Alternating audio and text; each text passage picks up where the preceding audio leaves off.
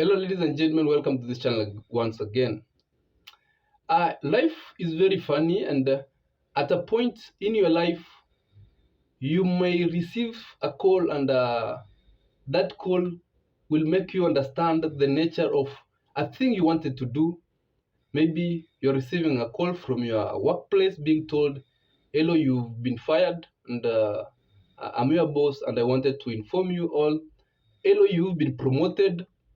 People do receive a lot of phone calls sometimes that are very those phone calls mean a lot.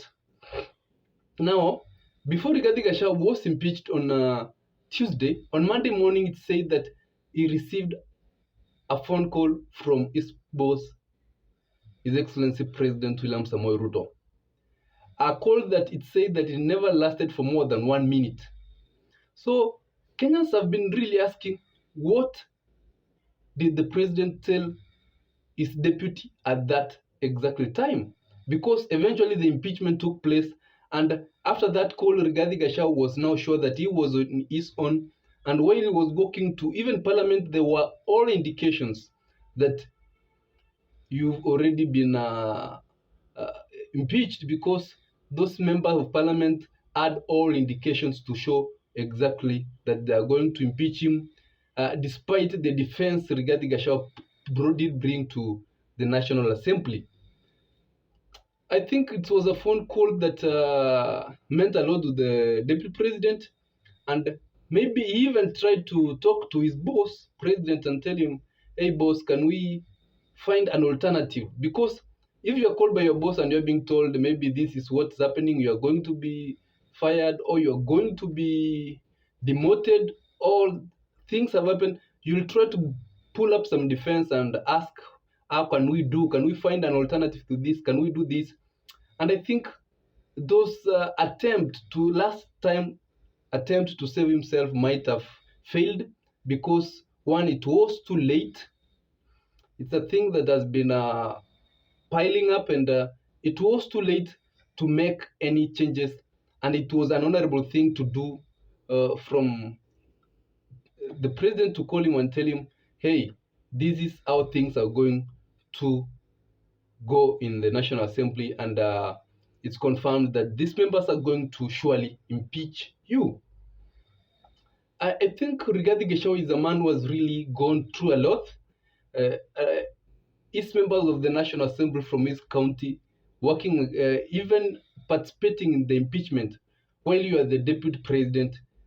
Members of a lot of members from the Mount Kenya region did vote against to have him impeached. He's gone through a lot, and there is that story in the Bible that says those who go through a lot and suffer a lot, at the end of the day, their burden will be offloaded. And I tell you that if Rigathi Gachagua in any case survives this impeachment, he will be a very strong politician, and he can even make the president of the Republic of Kenya somewhere in the near future. Because the people of the Mount Kenya are people who are known not to forget. The people who will keep these things in their mind. We saw the reaction in Nakuru, where Governor Susan had been sent to read a condolence message to a family in a funeral, and the crowd was very loud, and they never wanted to listen to the message of the president. The MPs who were there from the Mount Kenya, who had supported the impeachment of Rigathi Gachagua, also never got it easier to address those mourners. I think the people of Mount Kenya are very bitter, and it's a thing they are going to keep in their heart. And if Rigathi Gachagua gets any chance to run for a position in 2027, he's going to come out a very strong politician. He's going to have more votes than the 3.5 million he took to William Samoei Ruto basket. And that's why in any case, the people who are dealing with this impeachment must ensure that the Rigathi doesn't survive. If he survives, then it's a blow to them. And right now, Rigathi Gachagua has two resorts. That is the Senate. If he doesn't survive through the Senate, then he'll go to the court, and the court will listen to his matters, and that will be the last resort.